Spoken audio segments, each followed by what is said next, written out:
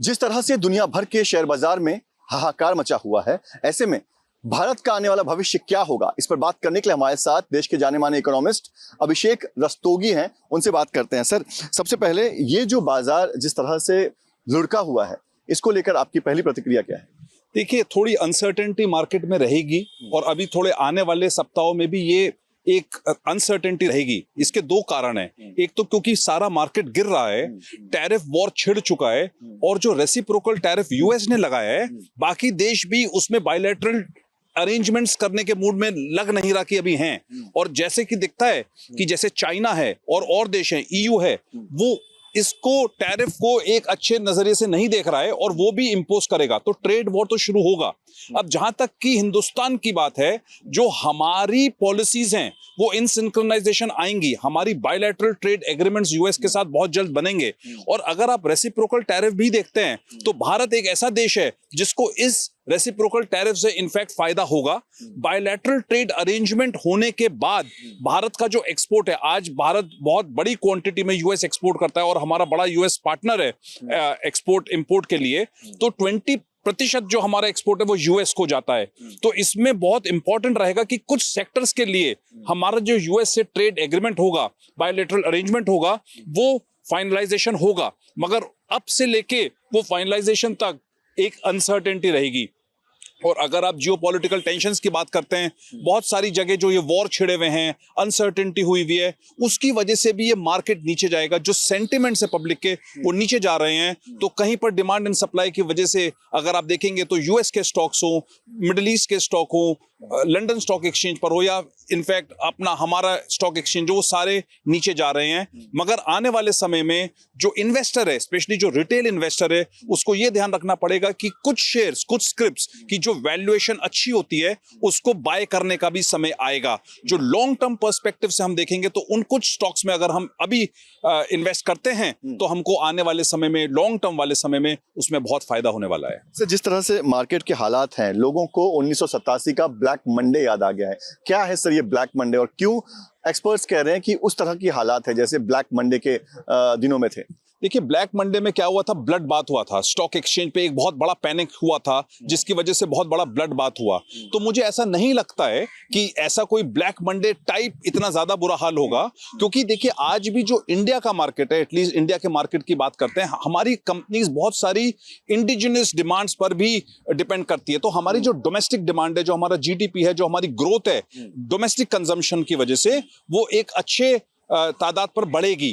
तो हमें बहुत ज्यादा इंपोर्ट एक्सपोर्ट से फर्क पड़ेगा, मगर बहुत ज्यादा शायद नहीं पड़ेगा, क्योंकि हमारी जो कंज्यूमर ड्रिवन सेक्टर्स हैं उसमें जैसे ही वो नीचे आएगा एक लेवल पर सस्टेन करेगा और उस पर बाइंग होनी शुरू हो जाएगी। तो भारत को बहुत ज्यादा फर्क पड़ेगा नहीं। और जहां तक कि इन्वेस्टर्स की भी बात है, उनको भी ये पता है कि एक अच्छे प्राइस पर कहां पर पिक करना चाहिए, तो वो वहां पर स्टेबिलिटी आएगी, वहां पर दोबारा से इन्वेस्टमेंट होगा। और इसलिए हमारे मार्केट पर शायद बहुत ज्यादा इन्वेस्टमेंट पे फर्क ना पड़े, मगर फिर भी मैं यही बोलूंगा कि बहुत कॉशियसली जो ब्लू चिप कंपनीज हैं, अच्छे शेयर्स हैं, जिनकी प्राइस हमें लगता है कि अच्छी है, जो शायद कभी उस समय मिले भी ना, वो इन्वेस्टमेंट के लिए एक अच्छा पॉइंट होगा। उस समय इन्वेस्टमेंट करना एक अच्छा निर्णय लिया जा सकता है। सर, कहा यह भी जा रहा है कि 2008 का जो रिसेशन था उस तरफ जो है वो पूरी दुनिया बढ़ती दिखाई दे रही है, भारत भी उससे अलग नहीं है। लोगों के पर्सपेक्टिव से अगर देखें तो कैसे, आप क्या सजेशन देंगे जिनके पास सेविंग्स हैं? क्या ये टाइम है कि वो रियल स्टेट में या कहीं पर इन्वेस्ट करें, या फिर अभी लोगों को अपने पैसे अपने पास रखने चाहिए, संभल के रहना चाहिए? देखिए, इसमें 3-4 तरह से उनको अपना इन्वेस्टमेंट को डिवाइड करना चाहिए। जैसे अगर आप गोल्ड की बात करते हैं तो येलो मेटल ऊपर जाएगा, क्योंकि बहुत सारी गवर्नमेंट्स हैं जो गोल्ड खरीद रही हैं, तो कंज्यूमर भी गोल्ड खरीद रहा है, अनसर्टेनिटी बढ़ेगी, स्टॉक से लोग निकालेंगे पैसा, तो गोल्ड ऐसा लगता है कि आने वाले समय में केवल बढ़ेगा। क्योंकि अगर आप टॉप इकोनॉमीज भी देखोगे इंक्लूडिंग इंडिया, हमारा रिजर्व बैंक भी बहुत बड़ी मात्रा में गोल्ड खरीद रहा है। तो गोल्ड एक अच्छा इन्वेस्टमेंट है, तो एक प्रोपोर्शनेट इन्वेस्टमेंट गोल्ड में होना चाहिए। गवर्नमेंट के अगर सॉवरेन बॉन्ड्स हैं या सेकेंडरी मार्केट से आप वो खरीद सकते हो, आपको वो खरीदने चाहिए। अपने स्टॉक को डाइवर्सिफाइड रखना चाहिए, अपनी सारी एसेट्स को डाइवर्सिफाइड रखना चाहिए। रियल एस्टेट में भी ऐसा लगता है, देखिए अगर यूएस में अगर ये रिसेशन आएगा तो ये 100% बाकी कंट्रीज में भी इसका इंपैक्ट होगा, including middle east, including European union. तो जब वहां पर होगा तो कहीं ना कहीं इंपैक्ट इंडिया पर भी आएगा। तो रियल एस्टेट में अभी इन्वेस्ट ना करा जाए। जो अल्टीमेट कंज्यूमर है, जिसको रहने के लिए या यूज करने के लिए जो अल्टीमेट यूजर है, उसको कोई प्रॉब्लम है नहीं, क्योंकि वो यूज के लिए देख रहा है, अपना रेंटल बचाना चाहता है और लॉन्ग टर्म में उसको कोई नुकसान होने वाला नहीं है। तो रियल एस्टेट में अगर आप अल्टीमेट कंज्यूमर हो तो आप उसको यूज करना चाहते हो तो कोई प्रॉब्लम नहीं है। आपका 1% ऑफ टोटल इन्वेस्टमेंट पोर्टफोलियो आपका गोल्ड में होना चाहिए। अच्छी कंपनीज में या अच्छे प्राइस पर जो आपको वो मिलता है वो आप लीजिए, और ज्यादा से ज्यादा सेविंग करिए। थोड़े से ऐसी चीजों में सेविंग करिए जैसे गवर्नमेंट की फिक्स्ड डिपॉजिट स्कीम्स हैं, उनमें सेविंग करिए, बैंक के फिक्स्ड डिपॉजिट स्कीम्स हैं, उनमें सेव करिए, जिससे आपको बहुत ज्यादा रिस्क अभी ना रहे। सर, जिस तरह के हालात हैं, क्या लग रहे हैं कब तक ये हालात बने रहेंगे? कब तक उम्मीद कर रहे हैं कि जो बाजार है वो सुधरेगा? देखिए, मेरे अंदाजा से करीब 50 दिन ये ऐसी अनसर्टेनिटी रहेगी। ये सुनने में आ रहा है कि अप्रैल और मई 2 ऐसे महीने हैं जहां पर बहुत ही कॉशियस रहना चाहिए, क्योंकि बहुत सारे ऐसे, क्योंकि उसका एक लॉजिक और रीजन भी है। जैसे सपोज इंडिया का बायलैटरल ट्रेड अरेंजमेंट जो होगा, एग्रीमेंट होगा, अगर वो फाइनलाइज हो जाता है यूएस के साथ, सो इमीडिएटली सर्टेनिटी आ जाएगी, मार्केट में भी सर्टेनिटी आएगी, इन्वेस्टर को भी सर्टेनिटी आएगी, और जो बहुत सारे सेक्टर्स हैं उनमें भी सर्टेनिटी आएगी। मगर ऐसा कहा जा रहा है कि ये जो बायलैटरल ट्रेड एग्रीमेंट्स या अरेंजमेंट्स हैं, ये एकदम से 1 हफ्ते या 2 हफ्ते में नहीं हो पाएंगे। इसमें बहुत सारी नेगोशिएशन होगा, इसमें बहुत सारा डिस्कशन होगा, इसमें फिर एंड में ट्विकिंग भी होगा।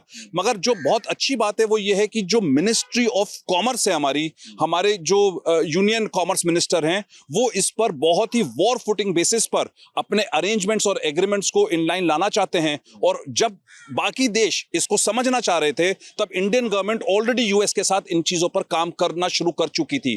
तो हमें एक अर्ली मूवर एडवांटेज मिलेगा और उसकी वजह से हमारे रिटेल इन्वेस्टर्स को और बाकी इन्वेस्टर्स को फायदा होगा। सर, हम देख रहे थे कि पिछले दिनों जब बाजार नीचे गया था तो बहुत सारे जो एक्सपर्ट्स थे उनका कहना था कि ये राइट टाइम है इन्वेस्ट करने का, गोल्डन टाइम है कि आप इन्वेस्ट करिए, क्योंकि बाजार ऐसा नहीं रहेगा। लेकिन अब जिस तरह से बाजार नीचे गया है, खुद जो एक्सपर्ट्स हैं, जो शेयर मार्केट्स के रोज जो ट्रेडर्स हैं, उनका कहना है कि अभी रुक जाइए, अभी संभल जाइए, अभी बाजार और नीचे जा सकता है। देखिए, मैं तो अभी यही कहूंगा कि अनसर्टेनिटी रहेगी। 40 से 50 दिन बहुत अनसर्टेन रहने वाली है। तो आप पैनिक में सेल ना करें, मगर आप एक्सेसिव बाइंग ना करें। राइट प्राइस अगर आपको किसी शेयर का लगता है लॉन्ग टर्म पर्सपेक्टिव से, तो उसको आप बाय कर सकते हैं। मगर आई थिंक थोड़ा सा कॉशियस रहने का माहौल है।